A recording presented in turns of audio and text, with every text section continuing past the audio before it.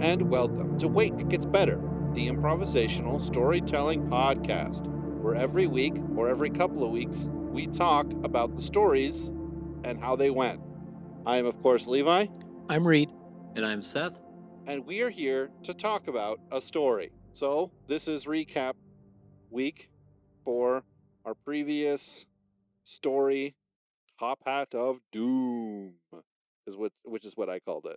Okay. So, how do we want to go about this? This is still kind of a new format for us, where we kind of talk about our inspirations and our references and things like that. So, do you have something in particular you wanted to talk about, Reed? Well, I kind of started it off because when we finished up with Music of the Spheres, the story element that I drew for the following week was sequel. Right. And so we talked about, does that mean it's necessarily a sequel of the last thing we did, or could it be any, reprise any of our old episodes? Yeah. And I started just looking through my old notebooks, and then I just started scrolling through episodes, I just picked one of the podcast engines. And one of the things that I noticed is that recently we've been on this kind of track of doing multiple episodes. Yeah. Whereas for the first, I think 3 years, literally, we did mostly one-offs, our stories. Right. We had a couple of people talk to us and say that they feel like the stories need to be fleshed out more. Right. And which is understandable. So what I did is I just clicked the little thing that has the little symbol on this, so I clicked episodes on this. I can't even remember which of the podcast engines it was, but I clicked episodes, and then it had the little thing that had the bars, like you have the little bars symbol that's the right, and it was going from big to small. Well, I just clicked it and it flipped it. So instead of starting at the most recent episodes and working back, it started at the first episodes and worked forward. So like number 7 struck my fancy, and it was like from over 4 years ago. And the title of that one was episode number 7, Top Hat of Destiny. So that was what the last couple of weeks we've been doing a sequel to Top Hat of Destiny. And so that's how we got on it. Right. Which I think that's cool. I think if we can do more of that, bring in the old episodes, because, the more that we record, the more I'm going to forget about old episodes. Right. Retro Space Force, which is episode number 1, which, fun fact, is actually not episode number 1, is probably closer to episode number 7 because of old episodes that we recorded and just decided weren't worth the ears of men. No one needs to hear that. Not you, not me, not God. Like, yeah.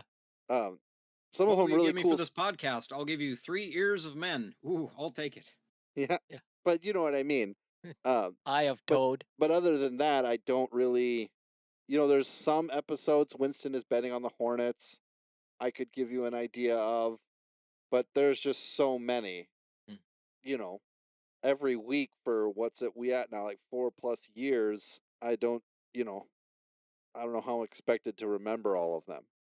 But I'm really glad that you did that, and I hope that we sort of do that more in the future. Yeah. One of the themes that I really liked about this story, which I really like in fiction in general, is how the top hat creature and the gloves creature, right, which ended up being AIs, were actually working together. Yeah. Right? And it just seemed like they were working against each other, but they were working together. And you don't really notice how they were working together until the end. And then if you go back and read the story through again, all of a sudden you realize, oh, right, that's how they were working together. Stuff like that. Rereadability used to not be a really big thing with stories, and in my own book journey, it wasn't until I read the Dark Tower series that I got to the end, and then a bunch of stuff at the first book all of a sudden made sense. Yeah, fell into place. And it's like, oh, Stephen, you were telling me this back then. Well, no, wait a minute. Like the Dark Tower series is it like Gunslinger, wasn't that like from the 60s or something Yeah, it crazy? was like 15 years before the rest of the books. The one that you read is probably a revised edition from the one that originally came out in, because it came out in like a magazine. Uh-huh. So the one that you read is the revised edition that's kind of been bulked up a little bit with content. Right. I actually haven't read the original, and anyone who's a Stephen King fan, correct me if I'm wrong about this. I haven't actually read the original, which I would be interested in doing, Mhm. if I'd be able to find it. But I really like that theme in books, which I didn't really find in books like Lord of the Rings. Yeah. Older fantasy didn't really have that. There's a little bit at the end, with Saruman and the Shire and stuff, Mhm. things going on behind the scenes that you don't really see, but not a lot. Yeah. Where, like Robert Jordan's Wheel of Time or Stephen King's The Dark Tower, both of those you need to kind of go through them several times in order to really see the story as it's laying out. And if I could become a storyteller like that, that would be awesome. It's the same thing with like a video game. Yeah. No one needs to play Mario more than once through, or the first The Legend of Zelda. But like there are tons of video games that you can play multiple times and take different paths and get different information and see different things. So I just think it's really cool. Yeah. One just small observation that isn't particularly, it isn't, this is a more surface element, but it just, uh, this idea of world, when we're building the world of a story, you have the problem with colonization or settling of space beyond our planet. Right, You have the problem of great distances and how to solve that, and the farther out you go, the less in touch you are with the home world. And then you have the Battlestar Galactica, where you've lost touch completely with Earth. right, Or we just, the theme that, well, we destroyed Earth, used up its resources, poisoned the uh uh, atmosphere or whatever, and the water and everything. And so now, mankind continues to exist, out there in the universe. But there's a couple of themes that were clearly, you see them in different things, like Dune, of course, where you have humanity based story, but humans have settled these different worlds, and right, they have contact with each other because of faster than light travel is possible through the use of the spice to be, so that you can see into the future well enough so that you can avoid running into stuff at speed faster than light, right? right, Which is kind of cool. It's, the whole notion of overdriving your headlights in a dark, dark night without any street lights.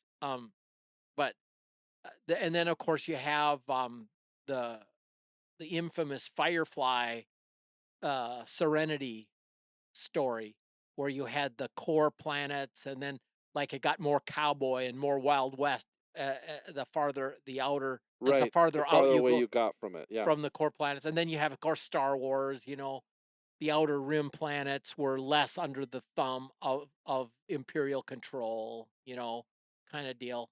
More Wild West a little bit. There's that theme definitely going on here in our Top Hat, the original Top Hat story, right, and then this sequel. You had Jake, kind of actually my story element for the original one 4 years ago was theme, which was space pirate, and so that's how that got going, and then I remember I used the term core planet and outer rim, for HA, Jack Huge Arms Hansen, was kind of you know, challenging the dumbed down 1984, gaslit, it's all a simulation kind of a idea, and trying to hold on to reality and tell the story, and not let the story be adulterated, to fit the narrative, so to speak. Well, those kind of themes, I think, ran through this. Yeah, I like So I, those. What's up, Seth? I was going to say, kind of being that the direction that the story turned, that we went with it actually being a simulation. I think one of the, at least from my perspective, because a little insight, I do lean that direction, but if you run into something like that, where if it's all simulated, and it's not exactly real, where do you draw the line between, you know, I mean, you obviously are here, right? And so then what is right or wrong inside of this if it's not real? Right. And the question is, if it's the only thing you've ever known, it might as well be real. It doesn't really matter if it's a simulation or not. If it's where you are, then you might as well just treat it like it's real. Yeah. I don't know. I'm just trying to think of a worthy line from the Matrix to deal with that. You know what I just thought of? I thought of the fourth book in the Chronicles of Narnia, The Silver Chair, when uh, Jill, Pole, and Eustace, Yep.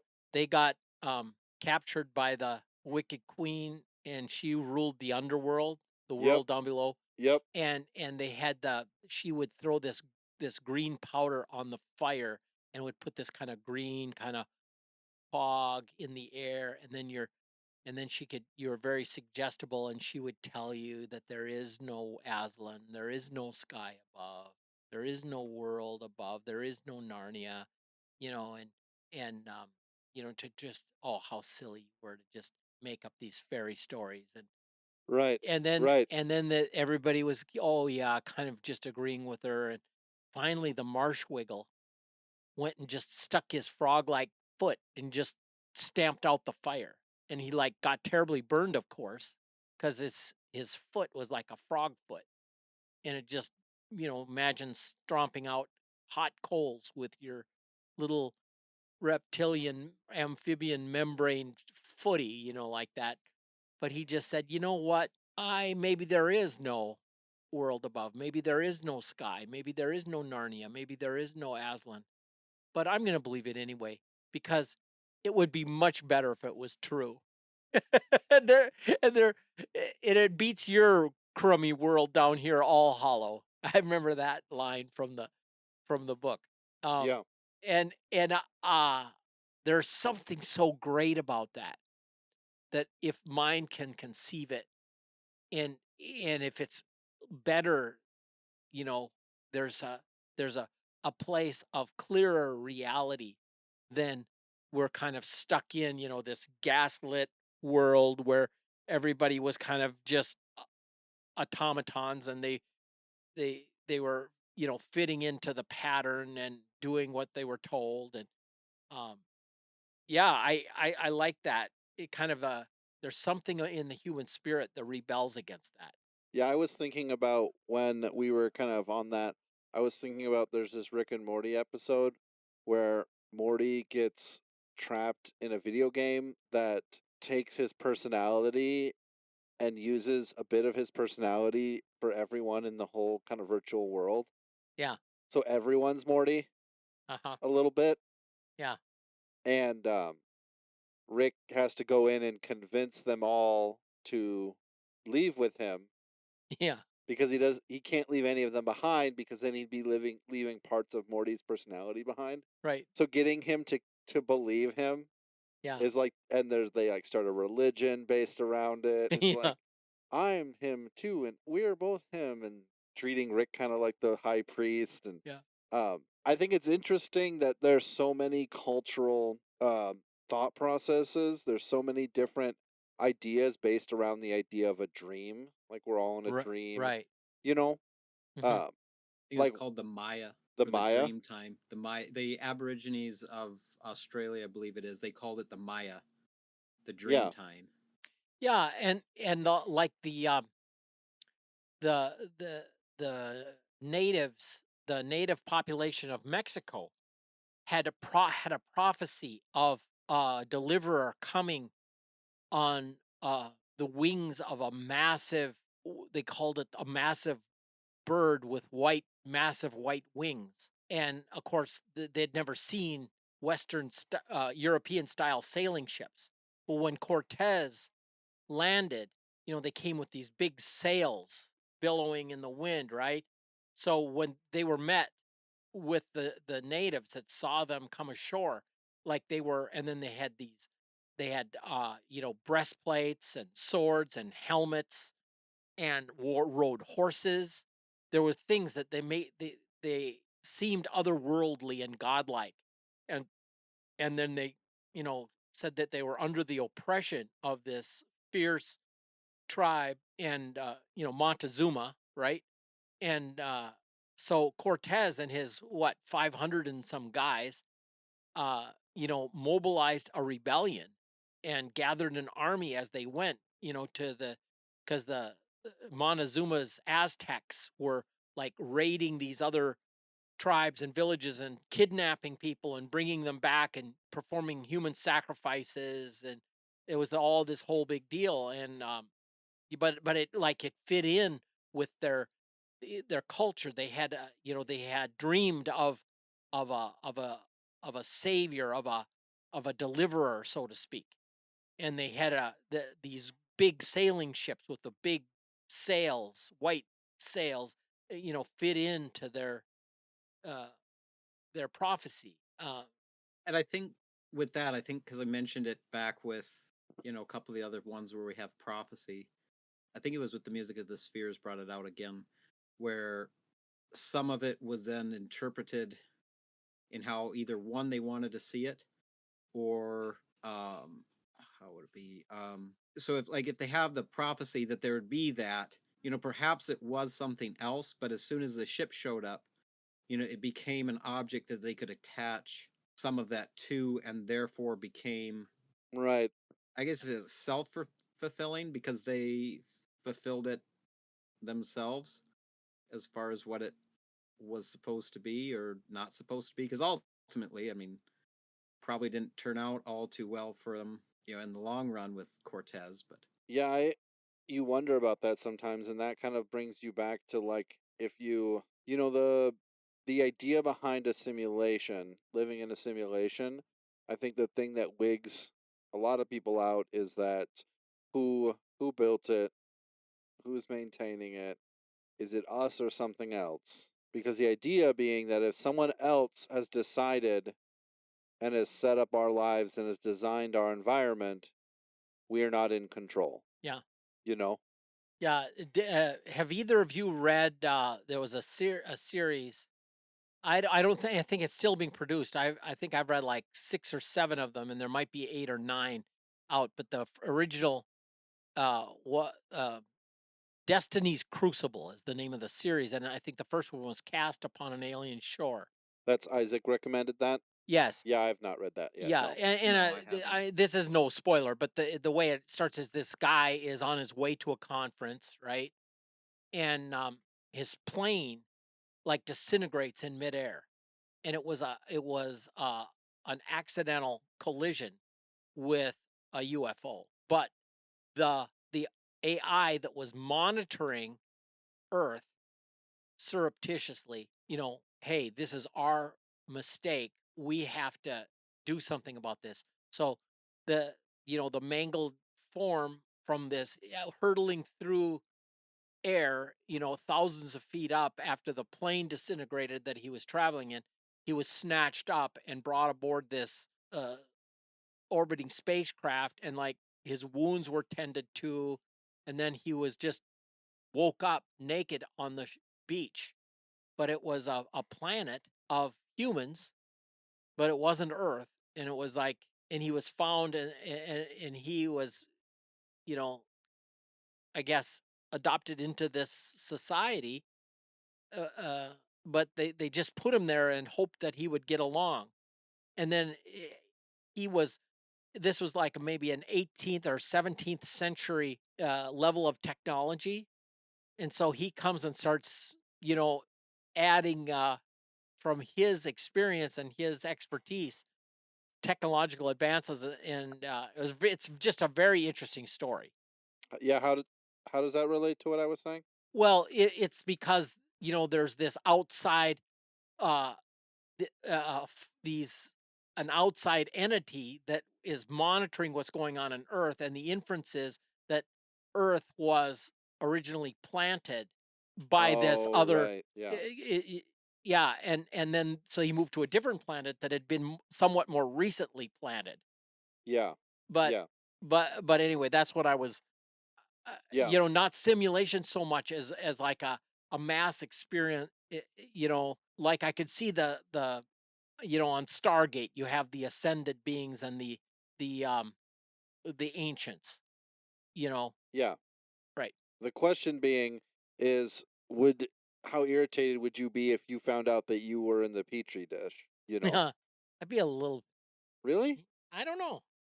I mean, I think it really depends on the size of the intellect that had put me there. Yeah, If the size of the intellect was sufficiently unknowably big, yeah, it's like, well, I can only do what I can do right here, right now. yeah, There's nothing I can do to change anything about this. So yeah, here I am. yeah. Like how much of our understanding of God is anthropomorphized? Right, How much of exactly. it, like I like the idea. Holy, holy, holy is the Lord God Almighty, who was and is to come. This kind of eternal being that, in the beginning God or in the beginning gas, right? Right. I much prefer in the beginning God than in the beginning gas. Right. Yeah, just because I want somebody that's all knowing and good looking after things. Yeah, but then you get into the thing that like what is good? Yeah. Good for you is not good for something else, you know?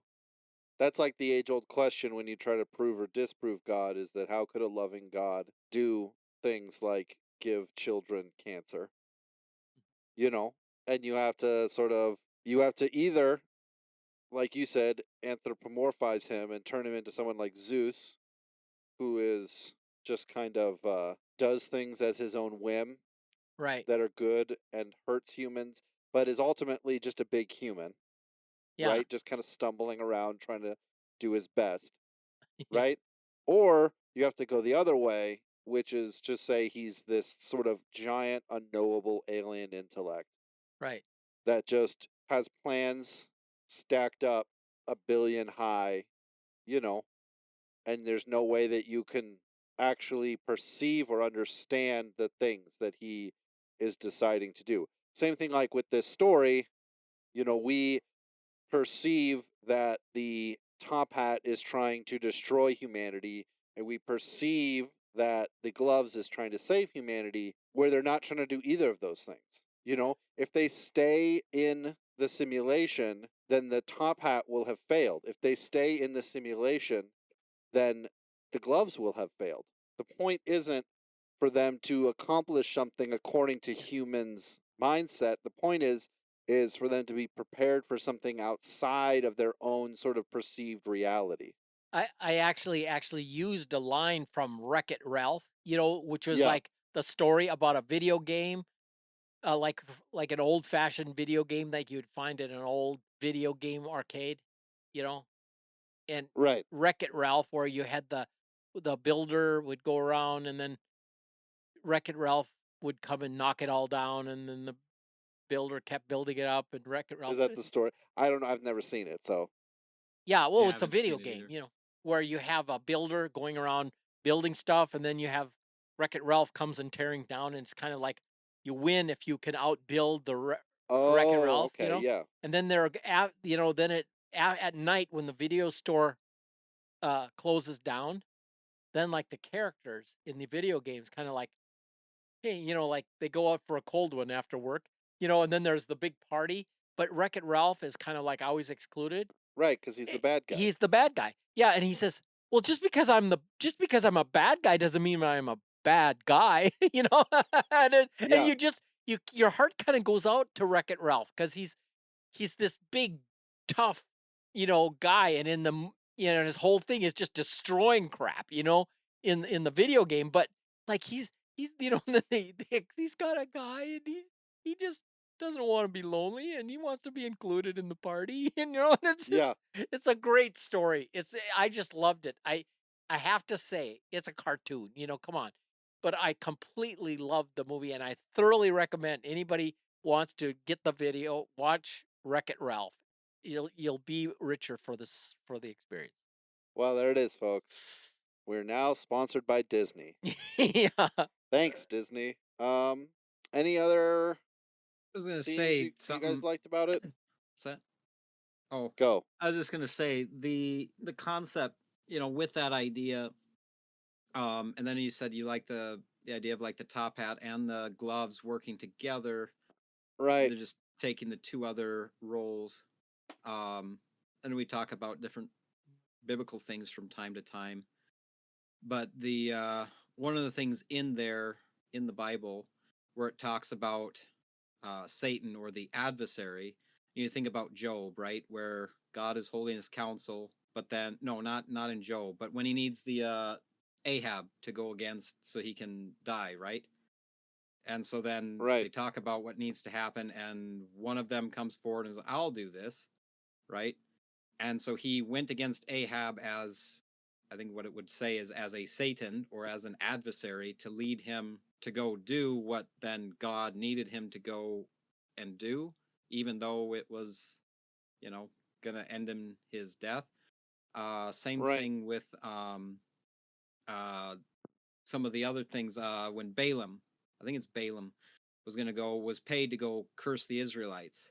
And it says the angel of God stood against him. But the same thing that's said there is that the angel of God, the adversary, stood against him in the road. But Right. sometimes it seems weird that if, this is the angel of God, that it was, the adversary Or something seemingly bad. something seemingly bad, or as we have put that idea that the adversary, but if it's understanding that that adversary works for God and fills that role, push against us or to stand against or to be that adversary. Yeah, I hear what you're saying. I don't know. Yeah. And that's one of the things I liked about our story is that there didn't necessarily need to be a bad guy. Is that there were bad guys. I'm doing the Wreck-It Ralph thing. But there wasn't, I've been trying a lot in these episodes we've been making to work on not just coming up with the classic story tropes, but to find and create characters of substance, find and create themes that are engaging and real, not just there's this guy, he's got a big shiny sword, it's very strong, he's got to go destroy the magic gauntlets that the Dark Lord made, but he's gonna have a team of people with him, which are like all the stories of my youth, all the stories that I wrote down when I was younger that I thought I was being really original with, which were just like Lord of the Rings knockoffs, you know? Yeah. And then I read something like the Aragorn books. Have you read those? No. I know you He's have, coming Seth. up with another one based on, I don't know, one of the characters. I just seen an ad for it and I'm like, oh God. Yeah. They're I don't gonna remember his republish name, this but garbage? I don't remember his name. Aragorn by Christopher Poloni. Yeah. Poloni. Anyways, you read his books and you realize Aragon. Okay, now I know what you're talking about. yeah, Aragon. This is just like a straight rip off of Lord of the Rings, Dune, Lord of the Rings, Lord of the Rings, Dune, Song of Ice and Fire, Dune, Lord of the Rings. There was Shannara W- stuff in there yeah, too, but Shannara stuff. There's Wheel of Time stuff. There's just it's just the whole book is just full of it, And like I'm sitting here saying this. This guy's a published author. I'm not. I understand it. I get it. Maybe I should put my money maybe where your my mouth parents should have is. been editors and publishers. Yeah, like and the one of the great characters in Aragon was of course the blacksmith, and he was wielding a warhammer, very very ripped What off was of his name though, Perrin. Reed? What? I can't remember, but he Rowan. was a rip off Rowan. Rowan. He was ripped off of Perrin, of course. Yeah, but at least he never got to ride a dragon Uh, because he was that wasn't his thing. Right. Thank God. No, but wait, mean, he did get to ride a what? dragon. He Did did he? get his own dragon. Yes, he did. Because I stopped reading them, and I'm like, they are setting this up, and he's gonna just hand him a dragon, and this is gonna be the dumbest thing. And Yeah, then it was like all this stuff. I was just like, God, this is it's just so this terrible. is it's I just s- this is just an example. You know, Christopher Poloni, if he wants to come on the podcast, I'd be happy to have him on. This isn't the point. The point isn't to bring him to the mud. The point is to say I try really hard to use the inspirations that I get, but to combine them together in a way that's at least approaching unique. And so that's why I like talking about what books we have read or haven't read. yeah, um, I one know. of the. Go ahead, Seth. No, Sorry. sorry, you were going first. Well, one of the themes, of course, especially if you go back and read the Silmarillion, Right. you get that the kind of the one of the things, if all you've done is seen the Lord of the Rings movies, which were wonderful, of course, All right. but because they're geared for holding your attention through a couple of hours or more of movie video, Yeah. you lose the epic proportion of the story in the books. Like you miss the whole trek through the old forest and connecting up with Tom Bombadil, for example, and so it was like the long trek from what was the town that they met up with after Tom Bombadil? Bree. Bree, yeah. The long trek from Bree to Rivendell, was much more epic before they got to Round Top and, that whole thing. It was so much longer. Yeah, it took like 2 or 3 weeks. Yeah. And just so the epic proportion of the story was necessarily cut down in order to make the movie work. But what was difficult to portray and was much more evident in the books was what it was is that the contrast between what it was like to be an elf and essentially immortal and just like hanging out for ages and eons and centuries as opposed to a man, even though like the ones that with heavy on the Numenorian or blood or whatever, that could be maybe a couple hundred years instead of 70 or 80, right? Right. But it was that difference, and then you realize, like, if when you read the Silmarillion, that Galadriel, this character, living, breathing character that was very much part of the Lord of the Rings story, was this incredibly ancient character going way back, that actually led the the Eldar, right, to come across Yeah. to Middle Earth. I mean, and it's just the thing that was so hokey about the Aragon story is that here he falls in love with this elf princess, right? And it's so dumb because I mean he's nothing but an infant to her, I don't know. Yeah. No, that I there's so many things I could poke in that. Yeah. There's so many things, and the point was just to say I'd like someone to listen to our stories and maybe not be able to guess unless we bring it up what the references were, because we had sort of removed them enough from their original setting and turned them into something else. Yeah. You know, drawing from them as inspiration, whichever you always do. Your everything that you read and watch and listen to is who you are. But Like for example, C.S. Lewis uh, admitted that he doesn't think he ever really wrote anything that wasn't at least in part inspired by George MacDonald. right, exactly. I mean, and I can tell just in the way that you talk about stories, Reed, and the way I talk about stories, and the way that Seth talks about stories, I can kind of get some of the ideas about what it is you enjoy reading, Yeah, of course. and that's just kind of like if someone cooks food for you, you can kind of understand a little bit of what their inspiration is. But, anyways, anything else about this story before we wrap it up for today? Anyone? Nope. Great. So is the food that I cook blonde? I know I used to joke about growing up in little tiny town in northern Minnesota that was Scandinavian, and our food was blonde. Like the people were blonde and the food was blonde, like potatoes and gravy and you know, I don't know. I don't know what that And means. sometimes when you wanted a really spicy and hot kind of food, you'd put some flour in it to really spice it up. Yeah, kind of like that. I didn't know what hot was till I moved to Texas. Anyway, never mind. That's just a sorry. That was just a total irrelevant side trail. Okay. Ladies and gentlemen, thank you so much for joining us for this episode of Wait It Gets Better for our review and sort of short form discussion on the Top Hats of Doom. If you have any ideas for any future episodes, if you have any ideas for what we could do differently to make the stories better or make these brief conversations we have better, send us an email at waititgetsbettercast@gmail.com or just message us on Twitter at getsbettercast. We will reply if you send it to us. That's my promise to you. And until next time, we will see you guys later.